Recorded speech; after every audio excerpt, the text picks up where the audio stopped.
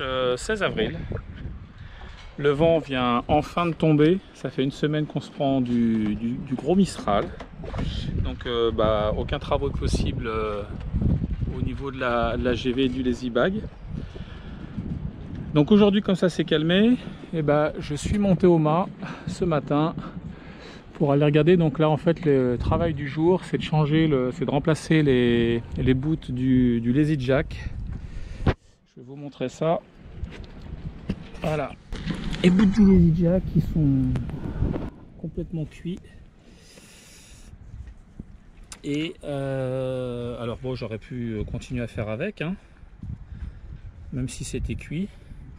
La raison pour laquelle je les change, hormis le fait qu'effectivement bon, les cordes sont, enfin les bouts sont passés, c'est que quand on a navigué donc la dernière fois pour tester la GV, je me suis rendu compte que le lazy jack qui était en place, en fait même lâché complètement, me restreignait la voile. C'est-à-dire que quand je voulais donner du creux à ma voile, elle s'exprimait pas comme il faut, puisqu'elle était contrainte par les lazy jack. C'est-à-dire que là, les bouts qui sont ici, là, en fait, ils étaient même relâchés le plus possible, fait que la voile ne prenait pas son creux en totalité.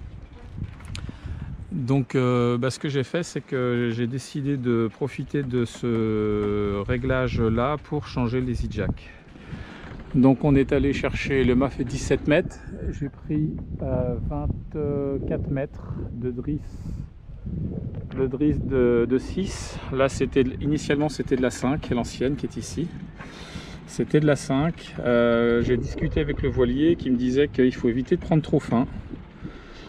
Pour la simple et bonne raison, c'est que quand on est dans du vent soutenu et que le lazy jack se prend dans la chute de la GV, potentiellement la drisse trop fine peut faire l'effet d'une lame de rasoir. Donc c'est pour ça qu'il m'a conseillé de passer sur du minimum 6 voire du 8. Du 8 ça fait quand même un peu gros. Ça fait gros, ça fait du poids. Donc là du coup la rouge que vous voyez à l'écran là c'est du 6. Donc maintenant que les deux nouvelles drisses de lazy jack sont passées, j'y ai installé au bout deux petites poulies qui me permettront de faire baisser le lazy jack plus facilement. Et on va remplacer donc l'ancien cordage qui est blanc là ici, voilà, qui est complètement devenu sec, et on va le remplacer par celui qui est juste derrière. Donc même principe, cette fois-ci avec des cosses, alors pas avec des poulies mais avec des cosses, des petites cosses inox, et puis ensuite une surliure, un peu comme ce que j'ai fait là. J'ai fait une surliure pour bloquer mon cordage. Et ensuite, ce que vous voyez en blanc là, c'est c'est pas du Chatterton, c'est du scotch auto-vulcanisant. Alors pourquoi mettre du scotch auto-vulcanisant autour de ma surliure et accessoirement autour de la poulie là? La surliure, ça la protège des UV, donc ça permet à ce qu'elle tienne, à ce qu'elle ne bouge pas dans le temps. Et sur la partie poulie, c'est juste pour éviter que quand ça viendra abattre contre la voile, que ça n'abîme la voile. Donc l'avantage d'utiliser ce scotch auto-vulcanisant, il est double. Donc je l'ai fait une fois ici et je l'ai fait également sur l'autre partie qui se balade là. Voilà, on le voit ici. J'ai bien protégé, comme ça, la voile ça ne raguera pas contre la voile, ça n'abîmera pas le tissu.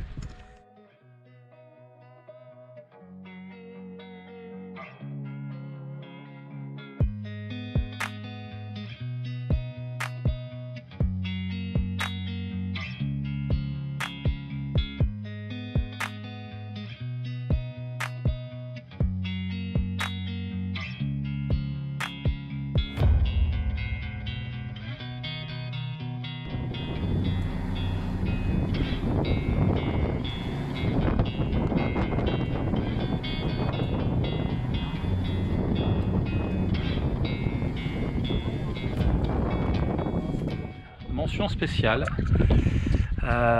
au personnel de la capitainerie des Ambiers. Alors c'est pas pour faire de la lèche ou les brosser dans le sens du poil, c'est juste pour indiquer que dans les capitaineries, généralement, l'aide se fait uniquement au niveau du chenal, d'entrée dans les ports. Là, c'était pas leur job. Il y a le kata que vous avez vu là, c'est un Soana 47. Il y avait une famille de 6 personnes à bord. Ça s'est passé jeudi. On avait des pointes à plus de 50 nœuds de vent à l'entrée du chenal. L'équipage, enfin en tout cas le skipper qui emmenait la petite famille, a pris la décision de sortir et peu de temps après sa sortie, ce qui s'est passé, c'est que il a perdu une hélice sur un des 2 moteurs et a priori, il semblerait que le bout de l'annexe qui pendait derrière se soit pris dans la dernière hélice qui lui restait. Donc il était plus manœuvrant, les bouts se sont pris au niveau d'un des safrans, donc le kata finissait par faire des ronds dans l'eau, mais ronds dans l'eau en déviant et en partant, en laissant partir le bateau au tas. Donc il y a 2 équipages 2x2 qui sont montés à bord des Zodiac et qui ont été chercher les familles qui étaient la petite famille qui était à bord de ce kata, et il y avait 2 enfants en bas âge visiblement, puisque nous on les a vus de près. 2 enfants en bas âge, et ils sont allés les chercher alors que c'était pas dans leur prérogative. Donc voilà, on aime bien également l'esprit marin, et ça en fait partie, donc félicitations à eux, ça a montré un bon état d'esprit. Et puis également une mention spéciale aux marins qui étaient aux commandes du Saint-Patrick ce jour-là, qui lui avait des passagers à bord. C'est pas non plus, le Saint-Patrick n'est pas un remorqueur, mais pour autant il a eu un bon réflexe, un bon état d'esprit, c'est-à-dire que les 2 Zodiacs se faisaient rincer, les vagues étaient assez fortes. Et lorsque l'équipage de la capitainerie est allé chercher les passagers, eh bien le capitaine du Saint-Patrick ce jour-là faisait des allers-retours dans le chenal, que l'on voit juste là derrière. Et en fait, ces allers-retours permettaient aux équipages du Zodiac d'être protégés par la coque du Saint-Patrick des grosses vagues. Donc les Zodiac ramenaient les passagers sur le quai là, pour les mettre en protection et à l'abri. Et en même temps, donc, le pilote, le capitaine du Saint-Patrick protégeait le Zodiac des grosses vagues. Donc bravo à tout ce petit monde pour cet état d'esprit qui malheureusement se perd. Et on voit encore qu'aujourd'hui, malgré tout, il y a quand même des personnes qui ont encore cet état d'esprit tel que moi je l'ai lu dans beaucoup d'anciens récits, Moitessier, etc. Et l'entraide entre les marins, c'est important. Et c'est pas que les apéropontons, c'est aussi pouvoir venir en aide auprès d'équipages ou auprès de marins qui sont en difficulté et sans pour autant qu'on les connaisse. Donc bravo à tout ce petit monde, continuez comme ça, et nous on va continuer nos petits travaux. Bon cette fois-ci vidéo navigation. Enfin dit ma chérie. Là la GV est levée. Voilà, les riz sont passés, les bosses de riz ont été marquées. Là on fait on fait route sur Sanary, la baie de Sanary. Avant ensuite de faire un virement de bord. Et cette fois-ci on sortira, je ne sais pas si vous voyez, à l'avant, on a sorti le sac de Genneker. Il y a de belles conditions. Ma chérie stresse à chaque fois qu'il y a une balise, enfin une bouée. Tu es en train de faire ta vidéo, tu la fais pas. Mais je ne dis plus rien, et quand on se la prendra, tu t'en prendras 4. Voilà, il y avait un pêcheur qui était dans son kayak à au moins 800 mètres. On était à 800 mètres, ma chérie. T'as du mal avec les distances. Ouais, c'est ça, ouais. Quand tu te le prendras, tu verras la distance. Oui, non, mais là, il était quand même loin. Non, il était à 150 mètres. 800 mètres. Bon, voilà où on est les loulous. Sanary, donc on est parti des Ambiers. On s'est mis face au vent. Voilà, ici. On a hissé la GV. Ensuite, on a sorti le génois. Et ensuite, eh ben, on va sortir le généqueur. Allez, aïe les loulous. Le généqueur est envoyé. On a mis le barbeur. Pour le moment, c'est pas nécessaire. On est vent de travers. On va donner un peu de creux à la GV. Et ça sera parfait. Et donc, on a 5 nœuds 1, 5 nœuds de vent vrais, 4 9. Et en avant ça, 4 nœuds. C'est plutôt cool. Donc là on va pouvoir tirer un long bord. Et l'objectif, bah il n'y en a pas. C'est droit devant. On va essayer de rester le plus longtemps possible sur ce bord là, puisque c'est plutôt sympa. Et puis voilà. Donc là, on a mis le pilote. Et puis, donc pour le moment, on est encore sur des petits réglages, des petites finitions, des petits affinements. Donc au niveau de la GV, bah, le lazy bag, voilà, il a été arisé le long de la baume. Pour le moment, le lazy bag, on voit qu'il flotte encore. Idéalement, il faudrait que je prenne une petite garcette et que je le ramène en pied de mât.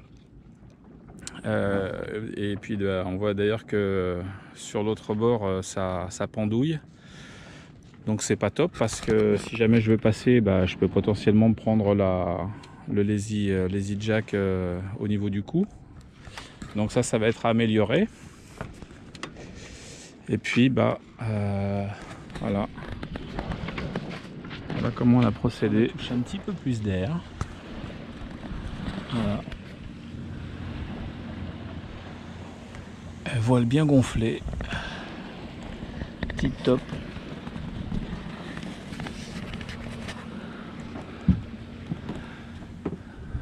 L'île de Bain d'Or, bandole derrière. Nous on marche à 5,4, 5,5 pour 7 nœuds de vent au travers. Allez, droit devant, bec de l'aigle.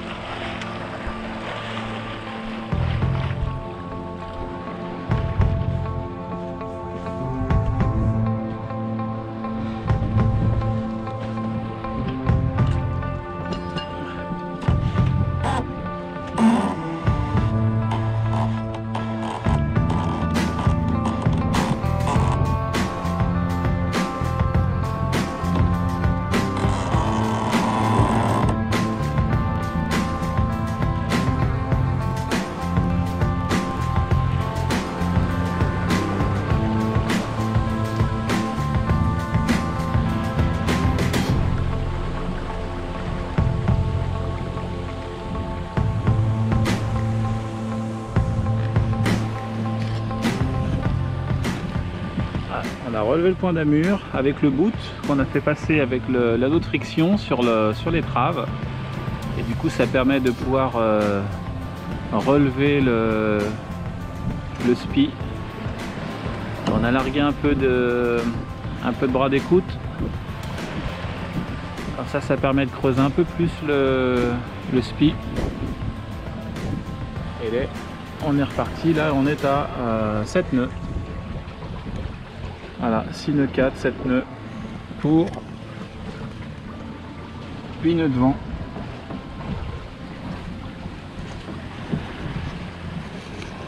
Donc ça, c'est cool.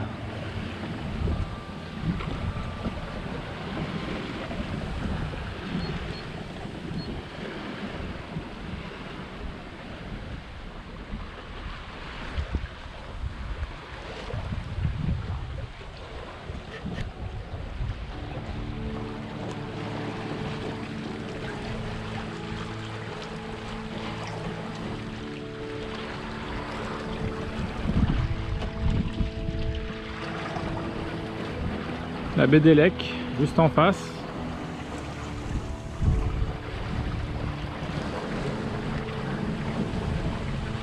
Et le bec de l'Aigle, avec l'île verte au pied. On en prend la direction.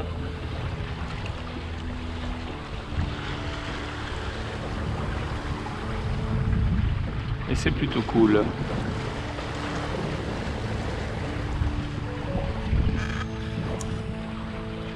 Ça faisait longtemps qu'on voulait faire une vidéo de nav. Il y a eu le changement de la voile, ça a nécessité quelques petits réglages.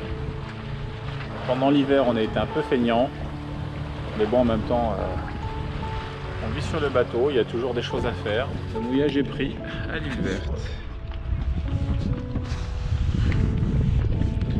On a 5 mètres de fond. 15 mètres de chaîne de lâcher. On est à l'abri là de la houle qui vient, une petite houle qui vient du large sud-est. Et là on est plutôt pas mal parce que l'été c'est blindé. Le mouillage à l'île verte est terminé. Le ciel se voile un peu trop, c'est dommage. Du coup il fait plus frais. On a remis le t-shirt. Et ma chérie, son petit gilet. On rentre au pré serré avec le génois.